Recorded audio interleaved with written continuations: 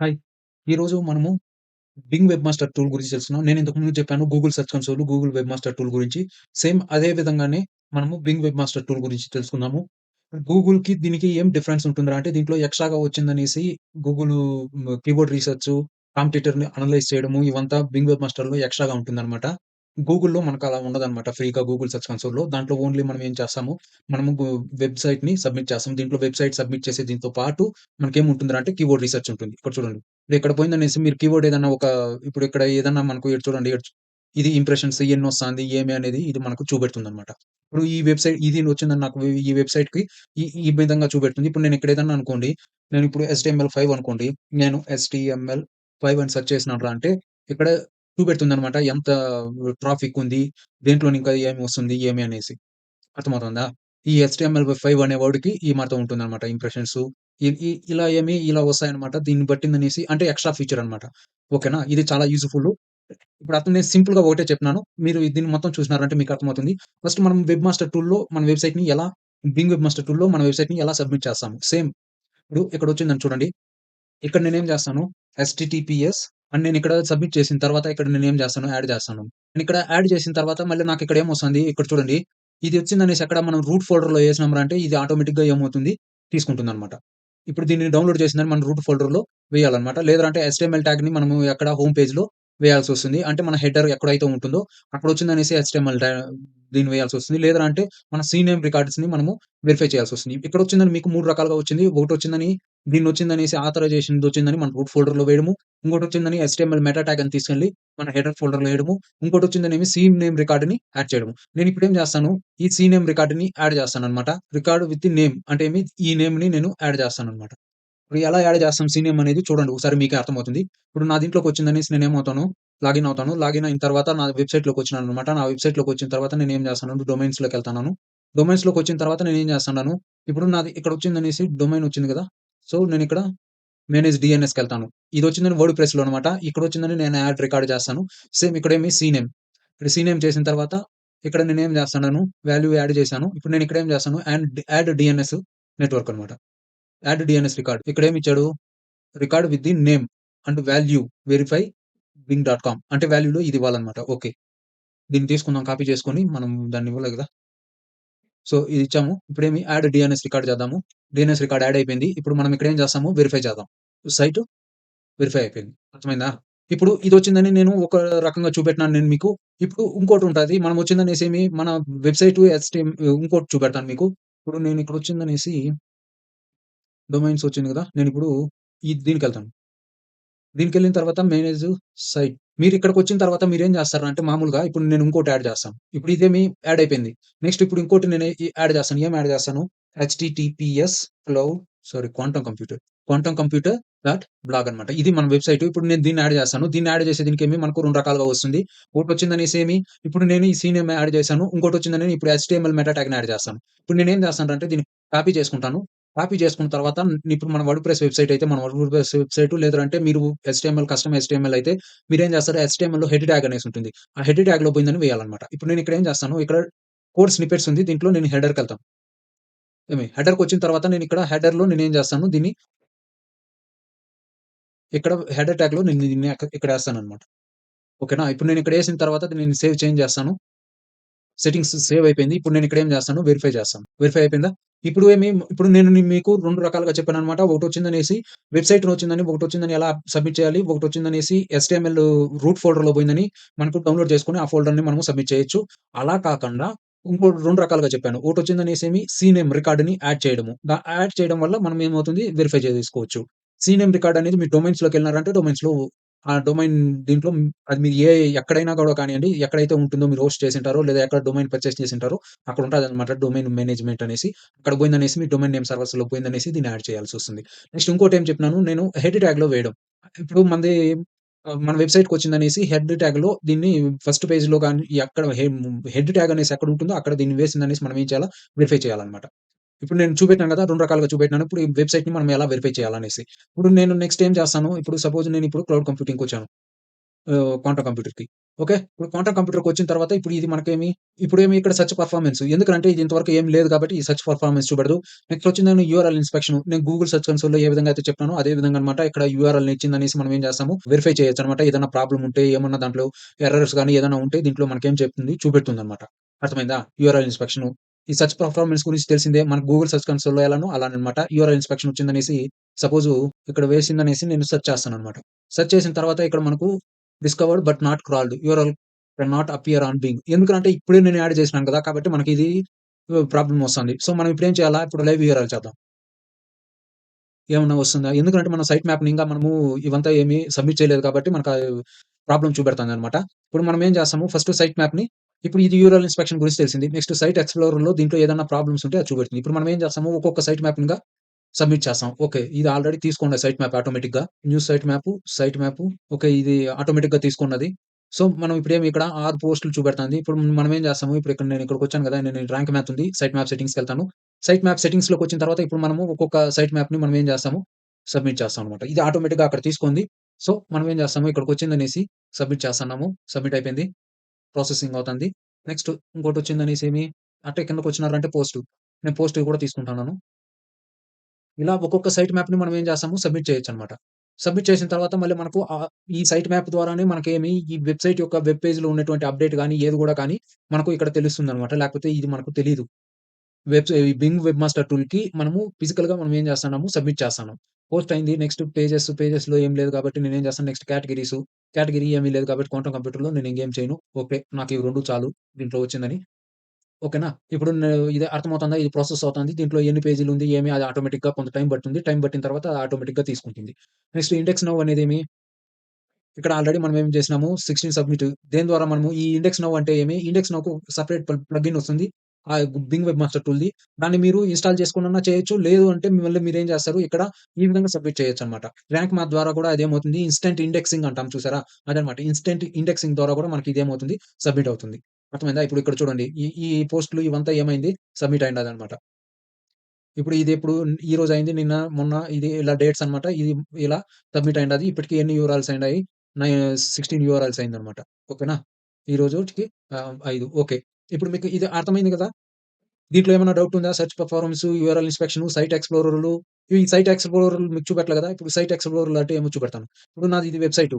Okay. ఈ website వచ్చిందనేసి నేనేం చేస్తాను సైట్ ఎక్స్‌ప్లోరర్ చేస్తాను చూడండి. దీంట్లో ఏం ప్రాబ్లమ్ ఉంది? ఏమనేసి ఈడ మొత్తం చూపెడుతుందన్నమాట.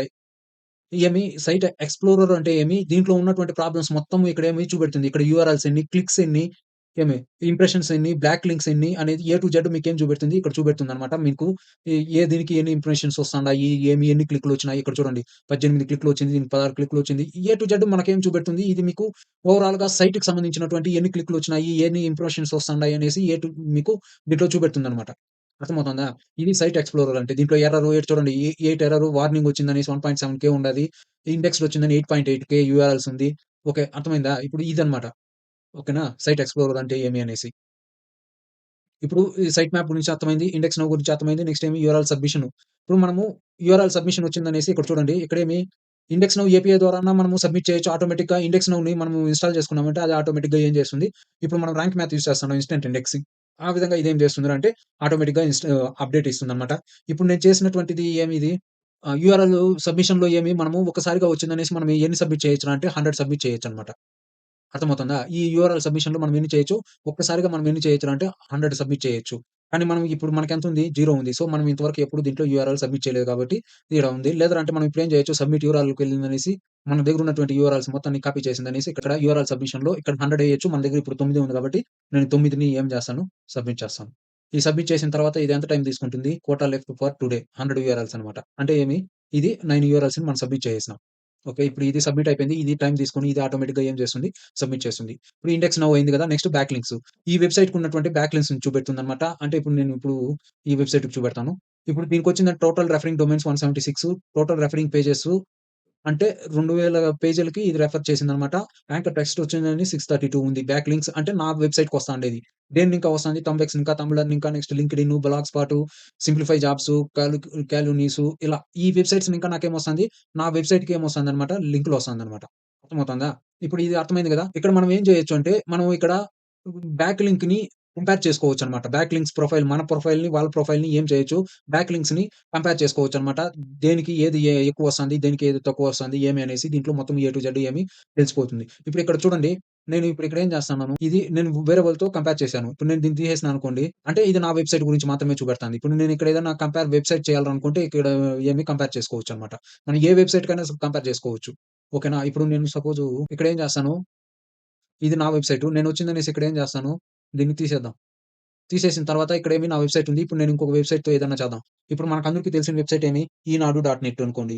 ఈనాడు డాట్ నెట్ ఇది వెబ్‌సైటు. ఇప్పుడు నేను దీన్ని యాడ్ చేసిందనేసి నేనేం చేస్తన్నాను, కంపేర్ చేసినాననుకోండి. ఇక్కడ చూడండి ఎంతుంది ఇప్పుడు Eenadu dot net top total referring domains ఎంత నాకు 176 దీనికెంతుంది 775 ఉంది. యాంకర్ టెక్స్ట్ వచ్చిందని దీనికి నాకొచ్చి 632 ఉంది. ఈనాడు డాట్ అంటే ఏమి ఇక్కడ మీకు టోటల్ ఇది మొత్తము చూపెడుతుందన్నమాట. ఏ వెబ్‌సైట్ ఇంకా మనకు దేనికి ఏది వస్తుంది అనేసి. ఇక్కడ చూడండి. ఇప్పుడు ఈనాడు క్లాసిఫైడ్స్ డాట్ కామ్ ఇంకా 41 ఏపీటీఎఫ్ విజయ్ ఇంకా అంటే ఏమి ఇలా చూపెడుతుందన్నమాట. అంటే ఏమి యాంకర్ టెక్స్ట్ మొత్తం గోవింటెక్‌కి ఏముంది ఈ వెబ్‌సైట్‌కి. అసలు కొన్ని ఫీచర్స్ వచ్చిందనేసి మనకేమి కొన్ని ఫీచర్స్ వచ్చిందనేసి కొన్ని పెయిడ్ టూల్స్‌లోనే వస్తాది. కానీ బింగ్ వెబ్ మాస్టర్ టూల్‌లో మీ కీవర్డ్ రిసర్చు కానీ బ్యాక్ లింక్ ప్రొఫైల్‌ని ఆడిట్ చేయడం కానీ, బ్యాక్ లింక్స్‌ని ఎన్ని బ్యాక్ లింక్‌లున్నాయి ఏమి అనేసి మొత్తం తెలుసుకోవడానికి ఇది మనకు చాలా యూజ్ అవుతుందన్నమాట. ఈ ఫెసిలిటీ అంతా మనకు గూగుల్ సెర్చ్ కన్సోల్‌లో ఉండదు. ఓకేనా? ఇప్పుడు ఇది బ్యాక్ లింక్స్ గురించి అర్థమైంది గదా! నెక్స్ట్ ఏమి కీవర్డ్ రిసర్చ్. కీవర్డ్ రిసర్చ్ గురించి నేను చెప్పాను. ఇప్పుడు నేను ఇదేమి నా వెబ్‌సైట్ గదా! సో, నేను నా వెబ్‌సైట్‌లో ఇంతకుముందు ఉండే దీని గురించి ఇది ఇన్ని ఇంప్రెషన్స్ వచ్చినాయి ఇంత అనేసి దాని గురించుంది. ఇప్పుడు నేనేదైనా ఒక కీవర్డ్ అనుకోండి. ఆ కీవర్డ్ గురించి ఇప్పుడు లేదా క్వాంటమ్ కంప్యూటర్ అనుకోండి. వర్డ్ అనుకోండి. దీనికి మనకు ఎంత ఇంప్రెషన్స్ ఉన్నాయి అంటే బ్రేక్ డౌన్ అన్నమాట ఇది. టోటల్‌గా మనకు ఈ విధంగా యునైటెడ్ స్టేట్స్‌లో వచ్చిందనేసి 3.9 ఇంప్రెషన్స్ వస్తాంది. యునైటెడ్ కింగ్‌డమ్‌లో ఇంతమంది సెర్చ్ చేస్తన్నారు. ఇండియాలో ఇంతమంది సెర్చ్ చేస్తన్నారు. కెనడాలో అంటే ఇలా ఇంతమంది ఈ పర్టిక్యులర్ వర్డ్ మీద ఇంతమంది సెర్చ్ చేస్తన్నారనమాట. అంటే మనకు ఇక్కడ ఇది కూడా ఒక పెయిడ్ టూల్‌లోనే వస్తుంది. దాన్ని మనం ఇక్కడ ఏం చేసుకోవచ్చు, ఈజీగా యూజ్ చేసుకోవచ్చనమాట. ఏ విధంగా మనకు ఈ కీవర్డ్ అనేది వస్తుంది. ఇక్కడ చూడండి. వాట్ ఈస్ క్వాంటమ్ కంప్యూటింగ్ ఇక్కడ మీకు మొత్తము చూపెడేస్తుంది. ఓకేనా? అంటే ఈ క్వాంటమ్ కంప్యూటింగ్ అనే దీనికి మాత్రమే ఇంప్రెషన్స్ వస్తుందనమాట. ఈ వాట్ ఈస్ క్వాంటమ్ కంప్యూటింగ్ అనే దీనికి ఇంతొస్తుంది. క్వాంటమ్ కంప్యూటర్స్ అనే దీనికి ఇంతొస్తుంది. Quantum computing, what is quantum computer అనే దీనికి అంటే ఇంతమంది రీసెర్చ్ చేస్తన్నారనమాట. అర్థమవుతుందా? ఇప్పుడు ఇలా కాకుండా ఇప్పుడు ఇక్కడ చూడండి 72 ఉండాది. ఏది క్వాంటమ్ అనే ఒక చిన్న వర్డ్‌కి. సో, ఇప్పుడు మనం ఏం చేస్తాము క్వెషన్ కీవర్డ్స్ చూద్దాం. ఇప్పుడు quantum computing, Wikipedia, what is quantum computing అంటే ఇది మనకు మొత్తము టాప్ 10లో ఏదైతే ర్యాంకింగ్ అవుతుందో దాని గురించి చూపెడుతుందనమాట. కంప్యూటర్స్ ఇప్పుడు చూడండి మొత్తం చూపెడతాంది. ఇది ఫ్రీగా మనకు డబ్బులు పే చేయకుండా మనం రీసెర్చ్ చేయాలనుకున్నప్పుడు ఇది యూజ్ అవుతుందనమాట. ఓకేనా? ఇప్పుడు నేను సింపుల్‌గా చెప్పాను గదా! ఇప్పుడు రిలేటెడ్ కీవర్డ్స్‌కి ఎంత డిఫికల్టీ ఉంది ఏమి అనేది ఇప్పుడు పర్టిక్యులర్‌గా మీరు ఎతుక్కోవచ్చు. ఇప్పుడు నేనొచ్చిందనేసి 379 అనుకోండి క్వాంటమ్ కంప్యూటర్స్ ఎక్స్‌ప్లెయిన్డ్ అనేసి నేనిప్పుడు దీన్ని క్లిక్ చేసినానంటే క్వాంటమ్ కంప్యూటర్స్ ఎక్స్‌ప్లెయిన్డ్ అనేవి ఏ కంట్రీలో ఎంతుంది అనేసి ఇక్కడ మనకు చూపెడతాంది. ఓకేనా?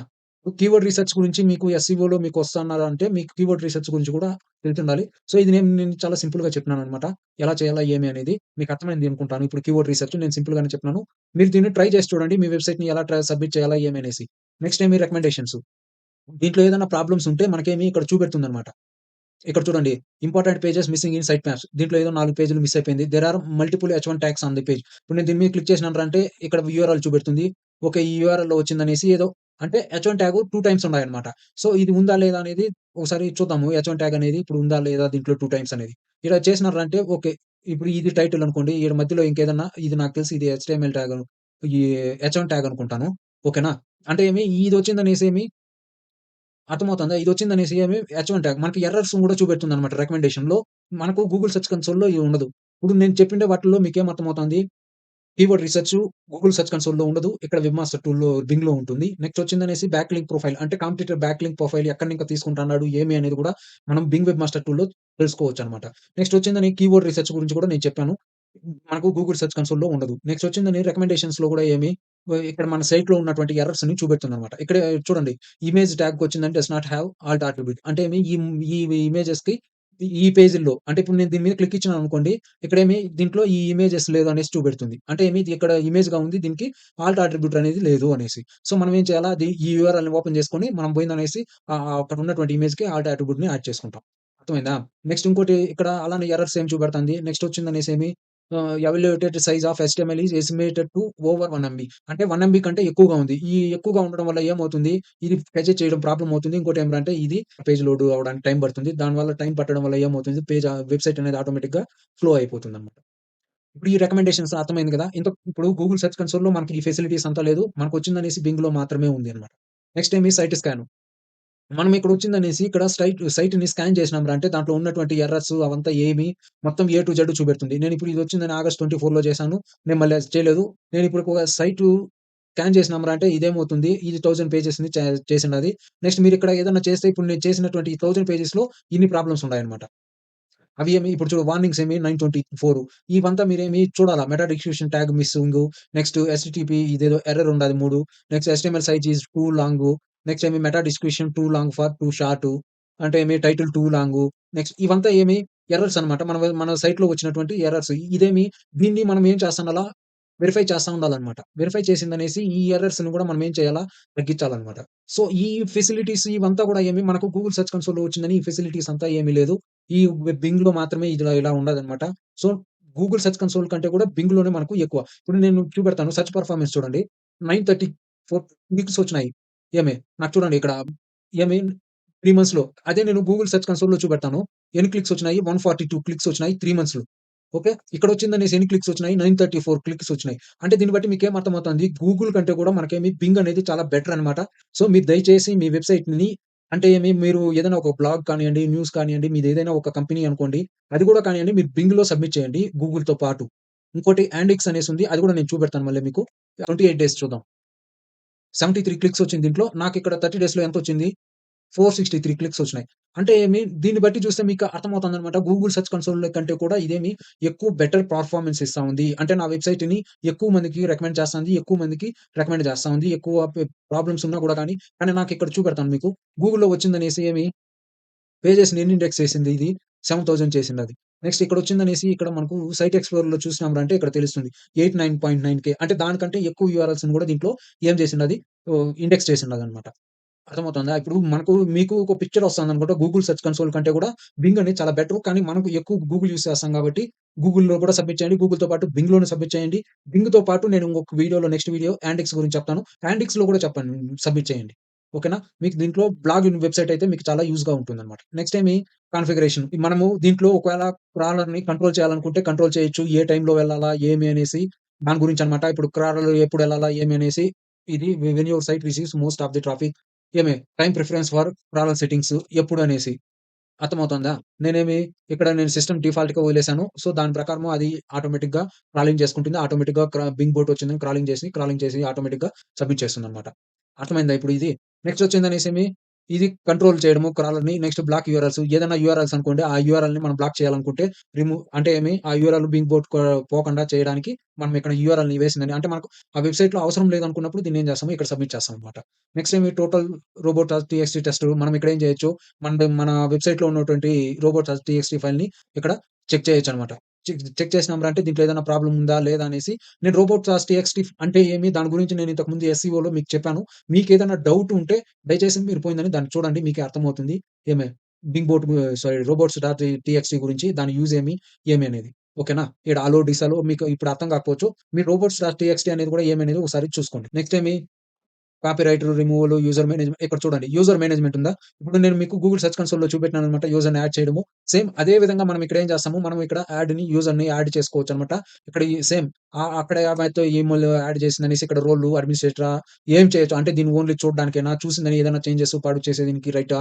అనేసి ఇక్కడ మనం ఇవ్వచ్చనమాట. అర్థమవుతుందా? ఇది అంటే మీరు పెద్ద ఒక ఒక ఏజెన్సీ అనుకోండి. ఆ టైంలో మీకు ఇదంతా యూజ్ అవుతుంది. ఇప్పుడు మీకు దీని గురించి బాగా అర్థమైందనుకుంటున్నాను. ఎలా చేయాలా? ఏమి అనేసి. ఓకేనా?